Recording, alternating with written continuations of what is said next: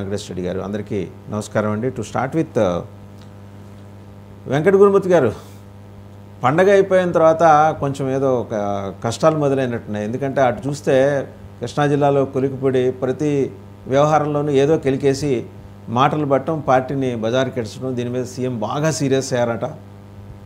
ఏంటి సార్, ఏం జరుగుతోంది? అలాగే ఇది మరి పవన్ కళ్యాణ్ గారికి క్షమాపణలు అడిగితే అది పర్సనల్ అలా అవుతుందండి.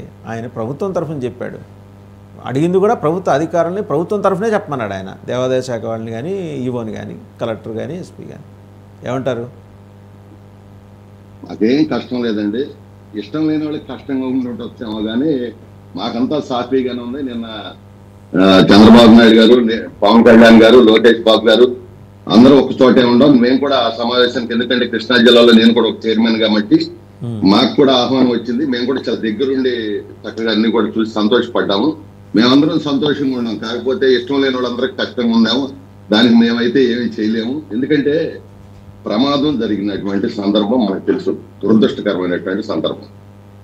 ఎందుకంటే ప్రమాదం జరిగినాక మరి అందరూ కూడా, మా ముఖ్యమంత్రి గారు కానివ్వండి, మా పవన్ కళ్యాణ్ గారు అండి, అక్కడికి వెళ్ళటం, అవన్నీ కూడా పరిస్థితుల్ని ఆరా తీసుకుంటాం, మరి ఏం చేయాలని వాళ్ళకి నష్టపరిహారం ఇవ్వటం, ఆ కుటుంబాల దగ్గరికి ఒక టీములు పంపటం, తర్వాత వాళ్ళకి ఉద్యోగాలు ఇవ్వటం, ఇవన్నీ కూడా దగ్గరుండి త్వరితగతిన మనం పూర్తి చేసుకుంటాం జరిగింది. ఇంత చక్కగా చేసాం. ఇప్పుడు గతంలో మీరు ఒకసారి చూడండి, సొంత జిల్లా జగన్మోహన్ రెడ్డి గారు మరి ఏదైతే మరి తిరుపతిలో ఆ రోజున అన్నమయ్య డ్యామ్ కొట్టుకుపోయిన పరిస్థితిలో ఆయన అట్లా వెళ్ళాడా, ఆ విధంగా వాళ్ళని కాపాడా. అదేవిధంగా తిరుపతిలో కోవిడ్ టైంలో మరి గ్యాస్ అందక 19 మంది పిల్లలు చచ్చిపోయారు. మరి కొచ్చులూరు లాంచీ ప్రమాదం కావచ్చు, జంగారెడ్డి కల్తీ మద్యం కావచ్చు, ఇవన్నీ కూడా చాలా జరిగినాయి. అప్పుడు కూడా ఇప్పుడు మనకి వెళ్ళినటువంటి సందర్భం, ఆయన లోకేష్ బాబు గారు అక్కడికి వెళ్ళారు. వెళ్ళినటువంటి సందర్భం ఏంటి, ఎన్టీ రామారావు గారి గురించి వెళ్ళారు. వెళ్ళి వీళ్ళు అడిగే ప్రశ్నలు ఏంటి? ఎందుకంటే వాళ్ళు చాలా సంతోషంగా ఉండారు, చాలా కలిసిమెలిసి ఉండారు. చక్కగా ఆ రోజున మరి అమిత్ షా గారు వస్తే మరి పవన్ కళ్యాణ్ గారు అక్కడ ఇంటికి వచ్చారు, అన్ని మాట్లాడుకున్నారు, అంతా హ్యాపీగా ఉంది, మాకేం ఇబ్బంది లేదు. సరే, ఇక లోకేష్ గారి గురించి అంటారా? ఎందుకంటే లోకేష్ గారు అనేది పెద్ద తెలుగుదేశం సంబంధించినటువంటి వ్యవహారం, ఎవరి అభిప్రాయం చెప్తారు, తప్పే ఉండదు దానికి. ఇప్పుడు రాబోయేటువంటి రోజుల్లో మరి చంద్రబాబు నాయుడు గారి తర్వాత ఈ పార్టీకి కావలసినటువంటి నాయకుడు ఆయన, రాబోయే తరంలో నాయకుడు ఆయన. ఇప్పటికే ఆయన గతంలో కూడా, అందుకనే ఆయన మీద ఎక్స్పెక్టేషన్స్ ఎక్కువ ఉంటాయండి. వెంకట గురుమూర్తి గారు, మీరు అన్న మాటతో నేను పూర్తిగా ఏకీభవిస్తున్నాను, 100కి 200% ఏకీభవిస్తాను. ఆయన మీద ఎక్స్పెక్టేషన్స్ ఎక్కువ ఉంటాయి. సంయమనం పాటిస్తారు కాబోయే లీడర్ అని అనుకుంటారు. తప్పేముంది? ఒకవేళ ఆ రోజు క్షమాపణలు అడిగారు పవన్ కళ్యాణ్ గారు, అది కూడా చూద్దాం ఒకసారి. పవన్ కళ్యాణ్ గారు అన్న మాటలు చూద్దాం, ఈయన అన్న మాటలు చూద్దాం. అడిగారు, దాని మీద సందర్భం కాదు అని మీరు అన్నారు. సందర్భం అనుకుని మీడియా అనుకుంది, తప్పే ఉంది, అడగటంలో తప్పే ఉంది. లేదు, మేము బాధ్యత వహించాం, మనస్ఫూర్తిగా మేము క్షమాపణలు చెప్పామంటే. ఒక నిమిషం అండి గురుమూర్తి గారు, ఒక్క నిమిషం. లేదు, నిజమే, బాధాకరమైన సంఘటన. వారు అడిగారు, దానికి తగ్గట్టే తర్వాత బోర్డు రెస్పాండ్ అయింది అంటే అయిపోయేది. అదే ఆయన వ్యక్తిగతం మాకు సంబంధం లేదు టీడీపీ అంటే, టీడీపీ క్షమాపణలు చెప్పదలుచుకోలేదా? అలా క్షమాపణ చెప్పిన దానికంటే కూడా ఎక్కువ చేశాం మేము. ఎందుకంటే అది ఎవరో చేశారు, చంద్రబాబు నాయుడు గారు, పవన్ కళ్యాణ్ గారు అక్కడ మా ముందే చేశారు. ఇవన్నీ వేరే ఏం చేయలే. దానికి ఇంత అయిపోయిన దానికి ఇంత రాధాంతం అసలు ఏదన్నా ఉందా? ఇప్పుడు అక్కడ జరిగేటువంటి ఒక్కొక్క సందర్భంలో జరిగేటువంటి సందర్భం ఏంటి, అడిగేటువంటి ప్రశ్నలు ఏంటి, ఎక్కడన్నా ఇప్పుడు మేమంతా సంతోషంగా ఉన్నాం, మాకు ఎక్కడ ఇబ్బంది లేదు. మా ఎన్డీఏ కూటమి చాలా నిబద్ధతతో వెళ్తుంది. వాళ్ళు కలిసి కట్టిగా ఏ నిర్ణయం తీసుకుని కూర్చుని మాట్లాడుకునే చేస్తున్నారు. ఎక్కడ కూడా చంద్రబాబు నాయుడు గారు అనుభవం కలిగినటువంటి నాయకుడు, ఎప్పుడు ఏం చేయాలనేది ఆయనకు పూర్తిగా తెలుసు. ఇందుట్లో బయట వాళ్ళు వచ్చి ఏదేదో మాట్లాడితే మేము దీనికి ఏం పెద్దగా స్పందించాల్సినటువంటి అవసరం లేదు. ఎందుకంటే ఇప్పుడు మాకేదో తగాదా పెట్టి సంతోషపడాలనుకుంటే ఇక అది వాళ్ళ కర్మ అన్నమాట. ఎందుకంటే మేమైతే ఇవాళ పవన్ కళ్యాణ్ గారు కూడా ఏంటంటే ఎందుకు స్పందించారంటే ఆ రోజు సంఘటన చూసి స్పందించారు, తప్పే ఉంది. దానికి ఏమి ఎవరు కూడా ఎక్కడన్నా ఇంత పెద్ద పార్టీలో ఒక్కడన్నా పొరపాటు అని కూడా అలా. ఎందుకలేదంటే ఇప్పుడు ఆ సందర్భంలో ఎవరు ఒక్కొక్కరు ఒక రకమైనటువంటి మనస్తత్వంతో మాట్లాడుతూ ఉంటారు, తప్పేం కాదు అది. కాబట్టి ఇవాళ ఆయన అడిగినటువంటిది, ఇప్పుడు అక్కడ ఘాటుగాడి ఎన్టీ రామారావు గారి కార్యక్రమం గురించి మాట్లాడుతున్నారు. ఏదో అయిపోయిన దాని గురించి ఎప్పుడో 10 రోజుల తర్వాత అంటే ఎవరికైనా బాధ అనిపిస్తుంది కదా. ఇప్పుడు మేము కలిసి ఉంటే వీళ్ళకి బాధ ఏంటి? సరే, ఒకసారి వెంకట గురుమూర్తి గారు, ఐ డూ అండర్స్టాండ్ యువర్ ఆగనీ అండి, మీ వేదన నేను అర్థం చేసుకుంటా. కానీ ఒకసారి పవన్ కళ్యాణ్ ఏం మాట్లాడారు, లోకేష్ ఏం మాట్లాడారు, రెండూ చూద్దాం ఒకసారి. నేను ఈ రోజు అడుగుతుంది టిటిడి బోర్డు పాలక మండలి చైర్మన్ గారు కానీ, సభ్యులు కానీ, ఈఓ కానీ, ఏఈఓ కానీ మీరు ప్రెస్ మీట్ పెట్టి క్షమాపణలు చెప్పండి. ఏఈఓ వెంకయ్య చౌదరి గారు కానీ, ఈఓ శ్యామలరావు గారు కానీ, చైర్మన్ బిఆర్ నాయుడు గారు కానీ, టిటిడి బోర్డు సభ్యులు, పాలక మండలి సభ్యులందరూ కానీ మీరందరూ వచ్చి ఒక్కొక్క వ్యక్తి గురించి కథ వింటప్పుడు మీకు బాధ అర్థమవుతుంది. క్షమాపణలు చెప్పండి. మీరు క్షమాపణలు చెప్పి తీరాలి, వేరే దారి లేదు మీకు. నేను ఈరోజు రైట్, లోకేష్ గారు ఏం మాట్లాడారో చూద్దామండి ఒకసారి. ఆయన టీటీడీ చైర్మన్ క్షమాపణ కోరాలని చెప్పేసి పవన్ కళ్యాణ్ గారు చెప్పారు కదా, మరి అది ఎలా ఉంటుంది? వ్యక్తిగత అభిప్రాయం కదండి, it is not Telugu Desam party stand. ఆయన టీటీడీ చైర్మన్ క్షమాపణ కోరాలని చెప్పేసి పవన్ కళ్యాణ్ గారు చెప్పారు కదా, మరి అది ఎలా ఉంటుంది? వ్యక్తిగత అభిప్రాయం కదండి, it is not Telugu Desam party stand. Telugu Desam party stand కాదు, చాలా క్రిస్టల్ క్లియర్గా చెప్పారు. అందులో ఆయనేమి తడబడలేదు, ఎత్తుక్కోలేదు, మాటలు ఎత్తుక్కోలేదు, క్లియర్గా చెప్పారు. మా క్షమాపణలు చెప్పే ఉద్దేశం లేదు, మా స్టాండ్ అది కాదని. వెంకట గురుమూర్తి గారు. వాసుదేవం గారు, జరిగిన సంఘటన సమయంలో స్పందించినటువంటిది పవన్ కళ్యాణ్ గారిది. ఇది తర్వాత ఎప్పుడో ఒక కార్యక్రమం, ఎన్టీ రామారావు గారి వర్ధంతి కార్యక్రమంలో దీని గురించి అడిగారు. ఆయన కామన్ గా ఆయన ఉండొచ్చు, అంత మాత్రాన హళ్ళు ఇప్పుడు నేను ఇందాక చెప్పాను, మేము అందరం కలిసి ఉన్నాం, హ్యాపీగా ఉన్నాం, సంతోషంగా ఉన్నాం. ఈ చిన్న చిన్న ఇంత పెద్ద దీంట్లో చిన్న చిన్న ఇప్పుడు చూడండి, పవన్ కళ్యాణ్ గారు ఇట్లా అన్నారని ఎక్కడన్నా కానీ స్టేట్ మొత్తం ఎక్కడైనా ఒక వాయిస్ వచ్చిందేమో చూడండి. మీరు అదెందుకు ఆలోచిస్తారు? ఆయన అన్నారు, ఎందుకన్నారు మరి నిజంగానే కదా, మేమందరం కలిసి ఉంటే వీళ్ళకి పద్దాకి ఎందుకు, అది ఏదో చెప్పాలి కాబట్టి ఆ రోజున ఆయన అది అడిగింది వైసీపీ వాళ్ళు కాదండి, మీడియా అడిగింది. వైసీపీ వాళ్ళు అడగల. అది ఎన్టీఆర్ వర్ధంతికి ఎలాగో వైసీపీ వాళ్ళు రారు, అడిగింది మీడియా అడిగింది, వైసీపీ వాళ్ళు అడగలేదు కదా. మీడియానే అడిగింది, నేను కాదంటలేదు. మీడియానే అడిగింది, నేను కాదంటలేదు. ఇప్పుడు ఆయన స్పందించారు. అసలు అప్పుడు దానికి దీనికి ఏమన్నా సంబంధం ఉందా? ఎప్పుడన్నా ఈ విధంగా చేశారు అసలు? ఇప్పుడు పవన్ కళ్యాణ్ గారు అన్న దాంట్లో తప్పేం లేదు. ఆ రోజు సంఘటన చూసి ఎవరికైనా బాధ ఉంటుంది కాబట్టి ఆయన అన్నారు. అన్న సందర్భంలో అక్కడ కూర్చుని అందరూ ముఖ్యమంత్రి గారు, ఉప ముఖ్యమంత్రి గారు అన్ని కార్యక్రమాలు చేసి ఎప్పుడు చేయని విధంగా ఆ కుటుంబాలకు కూడా ఉద్యోగం కల్పించి ప్రతి ఇంటికి కూడా వెళ్ళి వాళ్ళకి ఇవ్వాల్సినటువంటి నష్టపరిహారం ఇచ్చి, మరి అది ప్రభుత్వ పరంగా ఇచ్చేటువంటి ఇచ్చి హాస్పిటల్కి వెళ్ళి ఎవరికైతే ఇబ్బంది. సరే, మీరు కన్విన్స్ అయ్యే పరిస్థితుల్లో లేరులేండి. మళ్ళీ మీ దగ్గరకు వస్తా. వెంకట గురుమూర్తి గారు, పాపం మీరు you are trying to justify the stand of Telugu Desam party. ఓ పక్క మా స్టాండ్ ఇదే అని ఆయన చెప్పిన తర్వాత కూడా మీరు నిబద్ధత గల తెలుగుదేశం పార్టీ కార్యకర్తగా, సీనియర్ కార్యకర్తగా, లీడర్గా మీరు జస్టిఫై చేసుకుంటున్నారు. I appreciate. ఒకసారి అమిత్ షా గారు నిన్న మాట్లాడేప్పుడు ఏమన్నారో చూద్దాం. అది అమిత్ షా గారు 2019 ఏమన్నారంటే, 14 సంబంధించి ఏదైతే ఉందో 5 ఏళ్లు జగన్మోహన్ రెడ్డి ప్రభుత్వంలో జరిగింది, కానీ మళ్ళీ ఎన్డీఏ ప్రభుత్వం డిజాస్టర్ మేనేజ్మెంట్ చేస్తుందని చెప్పారు. చూద్దాం 2014 నుంచి 19 మధ్య ఎంత దుర్మార్గమైన పరిపాలన నడిచింది అనేది ఆయనే అన్నాడు. మనసులో ఉన్న మాట బయట పెట్టాడని జనాలు ట్రోలింగ్ మొదలెట్టారు. ఒకసారి అది కూడా చూద్దాం. 2014 से 19 5 साल अपार संभावनाओं वाले राज्य आंध्र प्रदेश की जिस प्रकार से दुर्गति हुई वो मैन मेड डिजास्टर था। 2014 से 19 5 साल अपार संभावनाओं वाले राज्य आंध्र प्रदेश की जिस प्रकार से दुर्गति हुई वो मैन मेड डिजास्टर था. రైట్ అండి, బాలకోటే గారు. ఏందో సంక్రాంతికి వస్తున్నావు అని చెప్పేసి వచ్చేసి ఈ మాట 4 మాటలు మాట్లాడేసి వెళ్ళిపోయాడు అమిత్ షా. ఒక అగ్గిపుల్ల రాజేసి వెళ్ళిపోయాడు. ఏమంటారు? వాసుదేవ్ గారు నమస్తే. డిబేట్లో ఉన్న మిత్రులందరూ కూడా నమస్కారాలు. వాసుదేవ్ గారు 2024 ఎన్నికలకు ముందు కూడా ఈ 3 రాజకీయ పార్టీలు కలవటానికి చాలా శ్రమ చేసినాయి. అసలు కలుస్తీయా లేదా అని ఒక చర్చ చేశారు. అప్పుడు అధికారంలో ఉన్న వైసీపీ పార్టీ కూడా ఈ 3 కలవకూడదు, ముఖ్యంగా జనసేన పార్టీ ఈ పొత్తులోకి వెళ్ళకూడదని పవన్ కళ్యాణ్ గారిని కూడా చాలా ఇబ్బంది పెట్టింది, సామాజిక వర్గం మీద కూడా దాడి చేసింది. కానీ ఆనాటి ఎన్నికల పరిస్థితి, యుద్ధ పరిస్థితి, తప్పదు, కదిశారు. మాలాంటి వాళ్ళని కూడా కలవమని చెప్పాము, పోరాడారు, విజయం వచ్చింది, అపూర్వమైన అధికారం చేతుల్లోకి వచ్చింది. ఇప్పుడు 3 పార్టీలు కలిసి కాపురం చేయాలి. ఏ రాజకీయ పార్టీకైనా కలయిక ఎంత ఇబ్బందిగా ఉంటుందో కాపురం కూడా అలాగనే ఉంటుంది. ఒక్కళ్ళే కుటుంబంలో పెత్తనం చేస్తే పెద్ద ఇబ్బంది ఉండదు, మంచో చెడో వెళ్ళిపోతూ ఉంటుంటుంది. కుటుంబంలో 2-3 బాధ్యతలు స్వీకరిస్తే ఆ 1000 రూపాయలకు సమాధానం చెప్పాలి, 500కి సమాధానం చెప్పాలి, ఆ 2000కి సమాధానం చెప్పాలి. ఇలాగనే ఉంటుంది. కానీ ఈ కాపురం కలకాలంగా ఉండాలి. ఇప్పుడు పవన్ కళ్యాణ్ గారు తన మనసులోని మాట చెప్పాడు. ఆయన ఆరుగురు చనిపోవటం మూలన ఆయన హర్ట్ అయ్యాడు, క్షమాపణ చెప్తే బాగుంటుందని చెప్పాడు. దానికి లోకేష్ గారు తన పార్టీ విధానంగా అది పవన్ కళ్యాణ్ గారి యొక్క అభిప్రాయం అని చెప్పాడు. దీన్ని నిలకడగా కుండలో కనుక రాయేసినట్టుగా సాగదీసి ఇదే చర్చలో అవుతుంది. సరే అట్లా మాట్లాడొద్దని నేనేమో అన్నాం.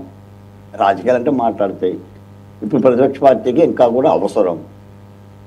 వీటిని ఏంటంటే ఇబ్బందే, పరిపాలన ఇబ్బంది కాదని 3 పార్టీలు ఏనాడు ఆంధ్రప్రదేశ్లో 3 రాజకీయ పార్టీలు కలిసి ఒక వేదిక మీదకి వచ్చి పరిపాలన చేయలేదు. కొత్త అంశాలు కూడా వస్తున్నాయి. కొత్త అంశాలు కూడా ఒక తిరుపతి సంఘటనే కాదు, పదవుల విషయంలో కూడా వస్తుంది, నామినేటెడ్ విషయాల్లో కూడా వస్తుంది, లేదా మంత్రివర్గాల మీద కూడా వస్తూనే ఉండే. వాటిని పరిష్కరించుకోవాలి. నాకు తెలిసేది పవన్ కళ్యాణ్ గారు అయితే గతంలో ఒక మాట గట్టిగా చెప్పాడు ఆయన, మీరు ఆంధ్రప్రదేశ్ ఎన్డీఏ కూటమిని కనుక కూటమి మీద ఏదైనా మాట అంటే మాత్రం అసలు మిమ్మల్ని క్షమించను, పార్టీలో ఉండొద్దని వాళ్ళ శ్రేణులకు ఆయన హెచ్చరిక చేశాడు. దాదాపు తెలుగుదేశం పార్టీ వాళ్ళు కూడా కూటమిని ఇబ్బంది పెట్టిన మాట్లాడొద్దని సంకేతాలు ఇచ్చినాయి. అయినా కూడా ఉంటూనే ఉంటాయి. మీకు ఒక మాట చెప్తాను సార్ ఈ సందర్భంగా, ఒక చిన్న దెయ్యం కథ చెప్తాను. వాసుదేవ్ గారు ఓ చెట్టుకి ఒక గాడిదని కట్టేసి ఉందంట. ఆ యజమాని రోజు చెట్టుని గాడిద కట్టేస్తానంటే ఆ చెట్టు మీద ఒక దెయ్యం ఉండేసేసి ఈ గాడిదని కట్టేసి ఉందని గాడిదని ఇప్పేసిందంట. ఆ గాడిదనిపై ఒక రైతు చేలో పడింది. పడి ఆ చేనంతా పాడు చేస్తే ఆ రైతు భార్య గొడ్డలతో ఆ గాడిద నరికింది. రైతు భార్య గొడ్డలతో గాడిద నరికిందని ఈ గాడిద యజమాని భార్య ఆమెను నరికింది. ఆ విషయం తెలిసేసి ఆ రైతు యజమాని మళ్ళీ ఏమని నరికాడు. ఇలా కుటుంబంలో చేసుకొని ఆఖరికి ఆ గాడిద యొక్క యజమాని ఇల్లు తగలబెట్టింది. ఏది రైతు భార్య బిడ్డను తీసుకెళ్ళిపోయి అతనే వాళ్ళని నరికాడు. ఇదంతా చూసిన తర్వాత ఆఖరికి మిగిలిన రైతు ఆ గాడిద యజమాని ఏమంటాడంటే దెయ్యం దగ్గరికి వెళ్ళి, దెయ్యమా ఇంత దుర్మార్గం చేశావే, నీ కారణంగా 6 చనిపోయామని అంటే అప్పుడు దెయ్యం అంటది, నేనేం చేశాను, జారిపడి గాడిద నిప్పాను, మీ మనసులోనే దెయ్యాలు ఉన్నాయి, ఒకరినొకరు మీ మనసులో దెయ్యాలుండి మిమ్మల్ని మీరు నరుక్కున్నారు అన్నది. ఈ రోజున సోషల్ మీడియా కానీ లేదా వ్యాఖ్యానాలు కానీ ఏదో ఒకటి కూటమిలో సోషల్ మీడియా దయ్యం అంటారు మొత్తానికి మీరు. సోషల్ మీడియా పక్కా దెయ్యం, మళ్ళీ అందులో డౌటే లేదు. అంటే అంతా సోషల్ మీడియా. అదే సోషల్ మీడియా కూటమికి విజయం రావడం కోసం విశేషంగా శ్రమించింది. అప్పుడు కూడా దయ్యం రోలే ప్లే చేసిందా? సోషల్ మీడియా అంటే అంతా సోషల్ మీడియా కదా, అదే పనిగా ఉంటే సోషల్ మీడియా. సోషల్ మీడియా చాలా హత్యలు చేసింది ఆంధ్ర రాష్ట్రంలో. సోషల్ మీడియా మహిళల మాన ప్రాణాలను తీసింది. సోషల్ మీడియా కులాలను రేపింది. జగన్మోహన్ రెడ్డి గారు కూడా ఇప్పుడు సోషల్ మీడియాని నమ్మండి, సెల్ ఫోన్ ఉంది, యుద్ధం చేయండి అంటున్నాడు. సోషల్ మీడియా మంచి ఉంది, చెడు ఉంది. చెడు ఎక్కువ ఉంది. ఎందుకంటే ఈరోజు మనం చూస్తున్నాం కదా. ఇప్పుడు నేను అడుగుతాను వాసుదేవ్ గారు 2 మాటలు, పవన్ కళ్యాణ్ గారు అందరూ క్షమాపణ చెప్తే బాగుంటుందని అన్నాడు. అందరూ రాంగ్ ఏముంది చెప్పండి. ఇప్పుడు మన లోకేష్ గారు అది పవన్ కళ్యాణ్ గారి యొక్క అభిప్రాయం, అది తెలుగుదేశం పార్టీ స్టాండ్ కాదు అని అన్నాడు. ఏంటి అందులో ఉన్నా? కానీ అందరూ బాధపడ్డారు కదా, ముఖ్యమంత్రి గారు కూడా బాధపడ్డారు కదా, అధికారులు అరిశారు కదా, దానికి సంబంధించిన చర్యలు తీసుకున్నారు కదా. బాధపడదు ఎవరు? సంతోషపడతారా? 6 ప్రాణాలు పోతే ఎవరైనా లోకేష్ గారు సంతోషపడతారా? మీరు డిబేట్ అవుతున్నారు. బాధ సంతోషం గురించి నేను మాట్లాడట్లా, బాధ్యత గురించి మాట్లాడుతున్నాను. చాలా బాధ్యతగా ఉంది సార్. కాకపోతే నేను అనేది ఏంటంటే 3 పార్టీల రాజకీయం కాబట్టి కొద్దిగా ఉంటుంది. ఇప్పుడు మీడియా ఎలా మెలగాలో టీడీపీ చెప్తోంది, మీడియా ఇలా ఉండాలి, మీడియాకి పోనీ ఇలా మెలగాలని రోజు పొద్దున్నే నాలెడ్జ్ సెంటర్ సార్. ఇప్పుడు మీరు 10 ప్రశ్నలు వేసిన గురుమూర్తి గారు ఈ బంధాన్ని కాపాడుకునే ప్రయత్నంలోనే మాట్లాడతాడు. నాలాంటి వాడు కూడా బంధాన్ని కాపాడే ప్రయత్నంలోనే మాట్లాడతాము. అంతే తప్ప వేరే విధంగా మాట్లాడడం. సరే, జనసేన మీరు కూడా డిసైడ్ అయిపోయారు కాబట్టి అది వదిలేద్దాం.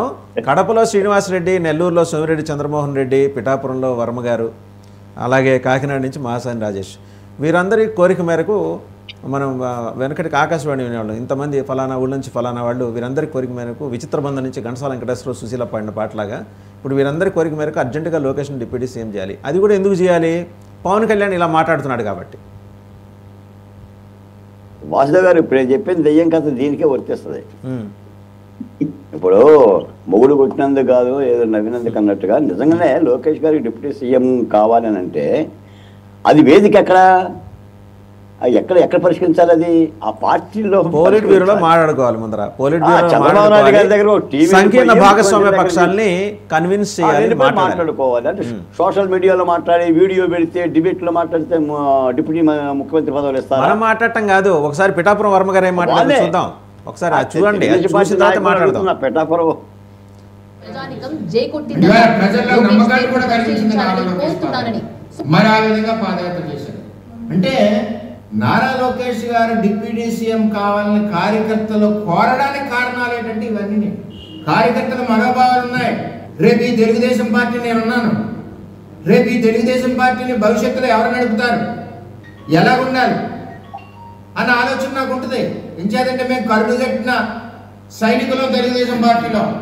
రేపు ఈ పార్టీ కింద పడకూడదు, ఈ పార్టీ ఎవరి చేతిలో అయితే బాగుంటుందంటే భవిష్యత్తు నాయకుడు ఎవరో నారా లోకేష్. ఆయనకి ఉట్నేమోగా ఎవరు కదా పదవులు. ఇంత కష్టం ఉంది నారా లోకేష్ ఈరోజు ఈ స్థాయికి పార్టీని తీసుకొచ్చాడంటే. ఇంత కష్టం ఎవరన్నా ఆలోచిస్తున్నారా? అడిగారండి కదండి, అడుగుతారు. కార్యకర్తలు ఇష్టం, ప్రతి పార్టీలోనే అడుగుతారు. ప్రతి పార్టీలోనే కూడా ఆ పార్టీలో ఉన్న నాయకుడి యొక్క పొజిషన్ కోసం అడుగుతారు కార్యకర్తలు. ఈవేళ తెలుగుదేశం పార్టీలో చర్చ ఎందుకు అవుతుందంటే భవిష్యత్ తరం నాయకుడు ఎవరు, ఈ పార్టీకి ఎవరున్నారు, ఎవరు కష్టపడ్డారు, ఈ పార్టీ పునాదులు బలీయంగా ఉండడానికి యువగలం పాదయాత్ర ఎవరు చేశారు? పడిపోయిన పార్టీ, ఇంకా రాదనుకున్న పార్టీ. ఒక పక్కన జగన్మోహన్ రెడ్డి విమర్శించే విధానం, కుటుంబాలని, తల్లి లాంటి మేడంని, అందరినీ మన జిల్లాలనే విమర్శించిన నాయకులు అంతా రెచ్చిపోయారు. రైట్, బాలకోట గారు ఇదండి. అంటే ఇంకా చాలా ఉన్నాయి కానీ ప్రస్తుతానికి పిఠాపురం వర్మ గారి వరకు చూద్దాం. చాలు, పిఠాపురం వర్మ వరకు చూద్దాం.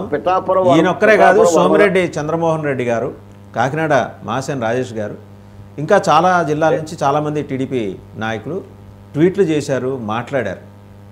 వర్మ గారు గత వారం రోజులుగా ఇదే చర్చ. మీలాంటి వాళ్ళు మాట్లాడుతున్నారు, ప్రధాన మీడియా ఛానల్లో మాట్లాడుతున్నారు, సోషల్ మీడియాలో మాట్లాడుతున్నారు, కంపుగా మాట్లాడుతున్నారు, రోతగా మాట్లాడుతున్నారు.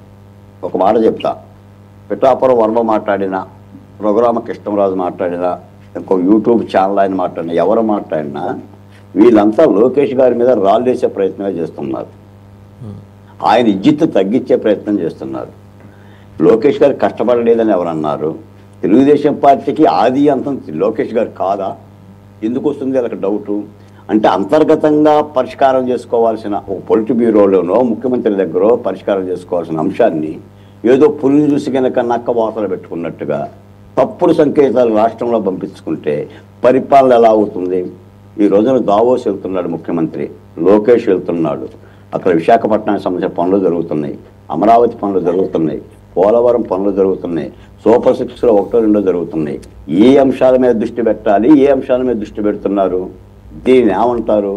కాబట్టి ఇలాంటి సంఘటనలు వచ్చినప్పుడు తెలుగుదేశం పార్టీ కూడా ఖండించాల్సిన నాయకులు ఖండించాలి. ఎవరిస్తారంటే డిప్యూటీ సీఎం లోకేష్ గారికి ముఖ్యమంత్రి గారు ఇవ్వాలి.